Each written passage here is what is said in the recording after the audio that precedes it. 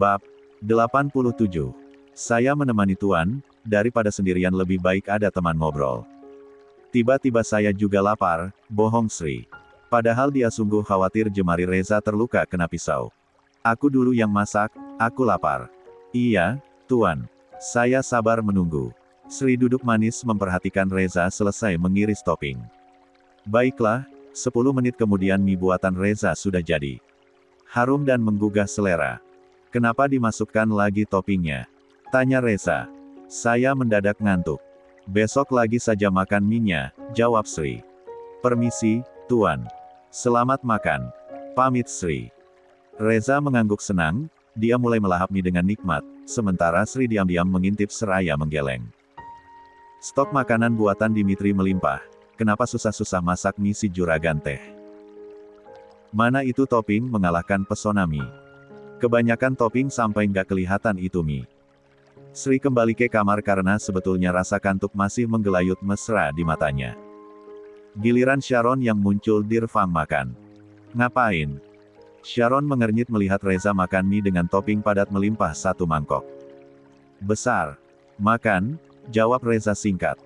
Kamu kenapa muncul terus di ruang makan jam segini? Tanya Reza. Tadi lupa isi air, kalau malam aku kan selalu haus. Sharon mengambil minuman kaleng berenergi kembali.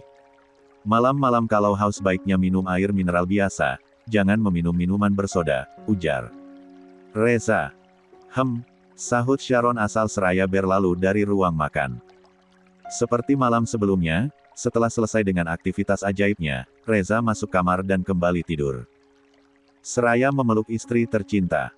Keesokan harinya tiba-tiba seisi rumah dibuat riuh.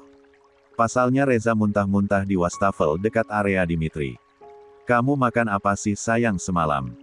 Tanya Lani yang memijati pundak Reza. Cuma mie, kok. Sahut Reza sambil menerima gelas berisi air hangat dari Sri. Kebanyakan topping mie, jadi mual mungkin, Tuan. Ujar Sri. Derajat mie. Semalam kamu kan makan steak, sela Lanita. Makan steak jam 8 malam, Non. Jam 1 malam Tuan makan mie di sini sendirian, ucap Sri. Lanita mengernyit. Jam 1 malam.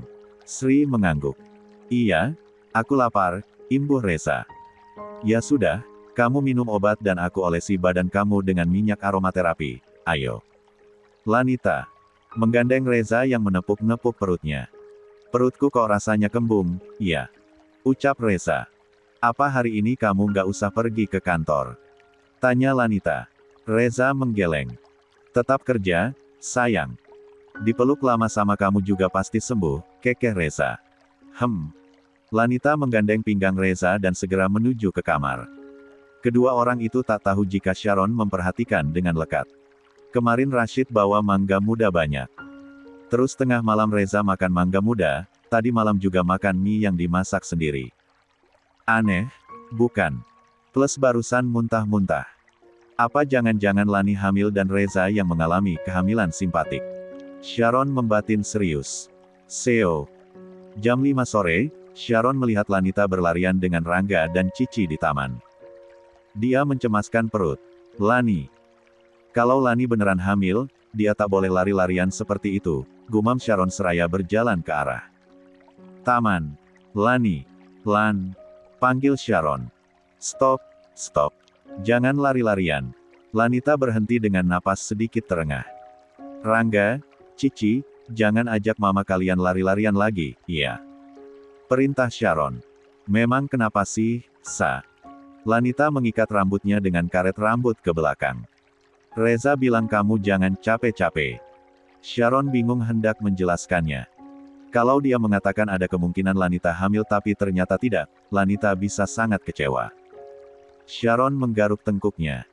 Lanita hendak mengajak Rangga dan Cici berkejaran lagi tapi ponselnya berdering. Tunggu, ya. Papa kalian telepon. Lanita berjalan menuju ayunan. Sharon mendekat pada Rangga dan Cici. Kalian, sini. Bisik Sharon seraya berjongkok. Rangga dan Cici mendekat. Jangan ajak mama kalian lari-larian lagi, iya. Kenapa, Tante? Tanya Cici. Tapi ini rahasia. Janji kalian jangan kasih tahu siapa-siapa dulu. Pinta Sharon. Rangga dan Cici mengangguk patuh. Di dalam perut mama kalian ada dedek bayi, bisik Sharon. Rangga dan Cici terbelalak. Ini jadi rahasia kita dulu. Buat kejutan untuk Papa Angsa, oke. Bujuk Sharon. Mata Rangga dan Cici berbinar senang. Keduanya mengangguk mantap mematuhi perintah Sharon untuk menjaga rahasia. Tapi mereka senang mendengar kabar kehamilan Lanita. Aku harus bicara pelan-pelan pada Lani. Perkara kehamilan sangat sensitif baginya.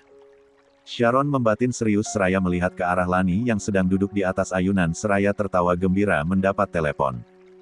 Dari suami tercinta. Cici masuk ke kamar Rangga. Lagi apa? Tanya Cici. Baca, jawab Rangga menutup buku. Jika Cici datang menemuinya di kamar, Rangga pasti menghentikan segala aktivitasnya. Mau main? Cici menggeleng. Kenapa Tante Sa melarang kita bilang sama yang lain kalau Mama mau punya adik bayi? 2. Mungkin mau membuat kejutan. Sudah ikuti saja apa kata Tante Sa, sahut Rangga. Cici mengangguk. Lebam-lebamnya udah mulai hilang. Cici memperhatikan wajah dan tangan Rangga. Iya kan kemarin dilaser lagi ke dokter Egidia, jawab Rangga. Mama nit-nit sama Papa Angsa kita baik banget, iya. Semua orang di rumah ini baik semua sama kita. Makanya tiap hari kita harus bersyukur pada Tuhan betapa beruntungnya kita, terus jangan lelah berdoa untuk orang tua kita, ucap Rangga. Cici mengangguk, ya udah kamu terusin baca bukunya. Aku mau mainan sama Om Aleska. Cici melesat keluar kamar. Rangga tersenyum melihat keceriaan Cici. Senang sekali hidup tenang bersama Cici di rumah yang penuh dengan kedamaian. Tapi lalu Rangga teringat Umaya. Ibu panti yang sangat baik padanya. Rangga melangitkan doa agar Umaya senantiasa diberi kesehatan serta umur panjang dan keselamatan hidup di panti sana. Dia merasa tenang karena Mudin yang kerap memarahi Umaya sudah dipenjara. Namun baru saja Rangga bersyukur betapa damainya tinggal bersama Lanita dan Reza, dia mendengar suara. Reza samar-samar. Kurang ajar memang si Marina itu. Maunya dia apa coba, sus. Reza berjalan di koridor menuju ruang kerja. Suzana mengekor di belakangnya. Marina lolos dari pengawasan karena ayahnya sudah 1 bulan dirawat di rumah sakit, Tuan. Sepertinya dia kembali ke Indonesia dan masih terobsesi pada Tuan, ucap Suzana. Reza terus saja memaki dengan suara menggelegar. Rangga mengintip dari balik pintu kamar. Dia ingat nama Marina dan melihat sosoknya dalam rekaman CCTV yang diperlihatkan Esmeralda kemarin. Saat sedang melamun, pintu kamar didorong kencang, Cici masuk. Ya ampun, pelan-pelan, kek. Ujar Rangga. Papa Angsa marah, suaranya kenceng banget. Cici ketakutan. Tapi Papa bukan marah sama kita, melainkan sama Marina. Marina yang kita lihat di tabletnya Mrs. Esmeralda, ya. Rangga mengangguk. Siapa sih dia? Yang ngatain kita anak pungut, kan? Rangga kembali mengangguk. Papa marah banget sama perempuan itu, karena gara-gara dia kita terluka. Papa nggak terima, bukan marah sama kita. Kamu tenanglah. Rangga menenangkan Cici yang tampak ketakutan. Cici mengangguk. Kita jangan nakal biar Papa nggak marah. Suara Cici sedikit gemetar. Aku nakal kemarin tapi buktinya Papa nggak marah karena aku nggak salah, aku belain kamu. Percayalah, Papa Angsa bukan orang tua pemarah sebetulnya. Kamu dengar kemarin, Papa Angsa malah kasih semangat kalau tindakanku sudah benar melawan mereka.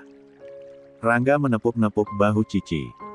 Cici mengangguk lagi dengan wajah yang masih saja takut-takut. Sore beranjak menua, malam pun tiba. Cici masih saja berada di kamar Rangga. Cici, Rangga, ayo kita sholat maghrib berjamaah. Lanita mengetuk pelan pintu kamar Rangga. Ayo, ajak Rangga pada Cici. Cici menggeleng. Rangga membuka pintu. Lanita melambai pada Rangga dan Cici. Loh, kamu kenapa, sayang? Lanita bertanya pada Cici. Aku takut Papa, sahut Cici lirih. Lanita mengernyit. Takut Papa? Takut kenapa? Papa tadi marah-marah, suaranya keras, sahut Cici lagi. Papa marah sama kamu? Tanya Lanita. Papa marah sendirian sama Tante Sus, sebut-sebut nama Marina. Bukan marah sama Cici, Ma. Sanggah Rangga. Oh, Ya Tuhan, nanti Mama cerita tentang perempuan itu dan kenapa Papa sangat kesal dengannya. Ayo, sekarang kita berjamaah dulu. Cici tetap saja menggeleng. Lanita mesem, kamu mau sholat sendirian di kamarmu. Cici mengangguk. Ya sudah, tak apa-apa. Ayo, Rangga. Lanita mengajak Rangga yang sudah bersarung dan berkopiah. Anak lelaki berbulu mata lentik itu sungguh tampak semakin tampan memakai kostum sholat. Cici segera menyelinap kembali ke kamarnya di sebelah kamar Rangga dan menunaikan sholat maghrib. Sendirian. Saat Reza bertanya di mana Cici, Lanita bicara dengan pelan mengenai ketakutan Cici setelah sholat selesai. Kemarahanku membuat Cici takut. Reza merasa bersalah. Tadi pulang kerja aku memang sangat kesal. Seharian ini entah kenapa aku selalu terbawa emosi, dan tadi saat aku bertemu Marina nyaris saja kalap hendak menamparnya, untung saja Susana dan Rashid mengingatkan dan menahanku. Kau bertemu Marina? Ya, aku mengancam dan memberi ultimatum padanya. Cara lembut tidak mempan, maka terpaksa aku harus kejam padanya. Tapi tetap saja aku ingat ayahnya. Serba salah jadinya, keluh Reza. Marina itu sangat terobsesi padamu. Orang yang terobsesi biasanya kesepian dan mencari perhatian. Harus ada orang lain yang memberinya perhatian ekstra padanya, ucap Lanita. Reza kembali teringat pertemuannya dengan Marina tadi sore sebelum pulang. Reza, jadikan aku yang kedua. Aku rela. Aku yakin aku bisa memberimu anak. Lanita hanya seorang perempuan mandul yang tak bisa memberikanmu keturunan. Dia memungut anak dari panti agar dia tidak merasa minder saja pada Saskia atau Susana yang sudah lebih dulu hamil. Reza menggebrak meja restoran dengan kilat amarah di matanya. Rashid dan Susana pun sangat terkejut. Sudah lama Reza tidak bersikap demikian. Jika Reza sudah dipenuhi amarah seperti barusan, itu berarti puncak amarah di hati Reza sedang sangat memanas. Aku sudah berbaik hati dan menahan emosiku padamu hanya karena aku khawatir dengan kondisi ayahmu. Tapi ternyata kebaikanku sama sekali tidak berarti apa-apa bagimu. Maka jangan harap aku akan berbaik hati lagi padamu. Aku akan melaporkanmu ke polisi karena sudah merencanakan tindakan kriminal hendak berbuat jahat pada istriku dan menjadi pemicu perundungan anak-anakku di sekolah. Marina hanya tersenyum santai. Dia mengedikkan bahu. Aku itu sebetulnya tidak jahat asalkan aku selalu bisa ada di dekatmu. Aku adalah wanita penuh kasih dan tentu saja mampu memberimu seorang pewaris dibanding istri mandumu itu. Marina tersenyum santai. Saat itulah tangan Reza hendak melayang untuk menamparkan Marina tapi ditahan Rashid dan Susana. Jangan Tuan kotori tangan Tuan dengan menyentuh wanita gila ini, Tuan. Ucap Rashid. Napas Reza tersengal mendengar Marina mengatai istrinya apalagi menawarkan jadi istri kedua. Sampai kapanpun aku tak akan sudi denganmu. Tak akan pernah aku menduakan Lanita Azalea apapun. Kondisinya. Camkan itu. Reza bicara penuh penekanan seraya mendekatkan wajahnya ke wajah Marina. Kebencian menyala-nyala di wajah Reza. Kembali pada Reza saat ini yang sedang bersama Lanita. Reza memeluk Lanita erat. Loh, kita lagi bicara tentang Marina kenapa malah meluk aku? Reza tak sanggup menceritakan perkataan Marina tentang Lanita. Dia hanya mampu memeluk istri tersayangnya itu. Percayalah, sayang. Apapun kurang dan lebihmu, tak akan pernah aku berpaling. Ini ada apa coba, abis sholat malah mengobrol janji. Ucap Lanita berusaha melepaskan pelukan Reza. Masalahnya dia sesak karena tangan Reza melingkar di lehernya terlalu erat. Sayang, aku nggak bisa napas. Reza baru melepaskan pelukannya. Tapi dia mendadak merasa mual. Kamu belum makan siang pasti. Makan kok meski telat. Jawab Reza seraya berlari ke wastafel terdekat dari ruang kerjanya yang berada di dekat area Dimitri. Musola kecil memang berada di sebelah ruang kerja Reza, selain musola besar yang ada di samping rumah utama, tempat semua orang di rumah Reza sholat berjamaah. Setelah acara mual dan muntah beres, Reza menyeletuk, Sri, aku mau tahu gejrot dan otak-otak bakar yang dibungkus pakai daun pisang. Sekarang, Sri bengong. Dimitri mengusap dada lega, bukan dirinya yang diminta membuat tahu gejrot. Pasalnya dia belum pernah membuat tahu gejrot. Tuan, Listen to me, beri saya waktu cari daun pisang ke pasar kaget, please. Sri mengiba. Ya, cepatlah. Sahut Reza. Mau kemana, Sri? Pasar kaget kan cuma sampai jam 3 sore. Tutup semua pasar kaget malam-malam begini. Bisik Naila. Atu kamana neangan daun cau peting-peting kieu. Asa sok mahiwal pisan ari juragan ti kamari peting tepikeun ka ayeunaf. Sri kebingungan. Ya, sudah Nai, kamu sama Wenda bikin tahu gejrot. Aku mau cari daun pisang ke belakang perumahan ini. Sri meminta Rashid mengantarnya memakai motor agar cepat. Sayang, ayo ke gazebo, Ustaz Ridwan sudah datang sepertinya. Bukankah ada yang mau kamu bicarakan dengannya? Sudah nggak mual, kan? Lanita berkata lembut setelah semua pegawainya bergerak untuk memenuhi permintaan Reza yang mereka rasa aneh dan ajaib. Dari mana asal-usulnya seorang Reza Darmawangsa minta tahu gejrot? Kamu tahu tahu gejrot? Tanya Lanita saat berjalan di koridor. Tadi lihat variety show apa gitu di TV saat makan siang dengan Suzana, ada kilasan tentang penjual tahu gejrot. Aku sebetulnya penasaran dari tadi, cuma aku menahannya karena harus bertemu dengan Marina, jawab Reza. Setengah jam kemudian, tahu gejrot yang diminta Reza siap terhidang di gazebo saat dia sedang bicara dengan Ustaz Ridwan. Sri tersenyum manis saat menghidangkan tahu tersebut, pasalnya Ustaz Ridwan makin hari semakin tampak mempesona di matanya. Kamu beli di mana tahu gejrotnya, Sri? Tanya Reza. Beli. Nggak beli, Tuan. Ini Naila dan Wenda yang bikin, jawab Sri seraya mencuri-curi pandang pada Ustaz Ridwan. No, bawa lagi ke panti. Aku mau tahu gejrot yang beli di abang-abang penjual yang pakai gerobak, ucap Reza. Sri menatap nanar tuannya, memang jauh lebih tampan Reza kemana-mana dari Ustaz Ridwan tapi Sri mendadak buram matanya. Otak-otak bakarnya bagaimana, Tuan? Beli di abang-abang juga? Tanya Sri harap-harap cemas, pasalnya dia sudah keliling ke sana kemari demi untuk mendapatkan daun pisang malam-malam. Kalau itu, kamu saja yang bikin. Oh, biar saja aku sama Rashid cari tahu gejrot nanti. Sahut Reza santai. Gusti, si juragan teh kunaon atuh bet jadi aneh kieu. Sri mengusap dada ngenes. Di pantry, Sri bicara pada Dimitri. Dim, Tuan Reza lagi ngidam kali, ya. Dari kemarin ajaib sekali sikapnya. Dimitri mengernyit, dia ingat saat Sharon melarang Lanita berlarian. Apa non Lani memang sedang hamil? Gumam Dimitri. Dimitri bergegas menuju kamarnya dengan langkah cepat. Suzana punya sisa tespek, aku harus memberikannya pada non Lani untuk memeriksa urinnya. Gumam Dimitri semakin mempercepat langkahnya. Dimitri mengaduk-aduk isi laci meja riasnya. Di mana itu ya tespeknya? Kenapa malah jadi nggak ada? Gerutu Dimitri. Suzana masuk kamar. Kamu cari apa itu isi laci keluar semua? Tespek, jawab Dimitri singkat. Tespek. Perutku sudah membola begini ngapain cari tespek lagi? Buat non Lani, jawab Dimitri. Suzana mengernyit. Non Lani hamil. Sepertinya. Tuan Reza bertingkah ajaib akhir-akhir ini, jawab Dimitri. Kamu simpan di mana sih itu tespek? Di kotak P3K, jawab Suzana seraya keluar kamar. Suzana memiringkan kepala mengingat sikap Reza yang terasa ganjil. Kauvet sindrome kah? Gumam Suzana. Setelah menemukan apa yang dicarinya, Dimitri berlari melewati Suzana yang sibuk berpikir di sepanjang koridor.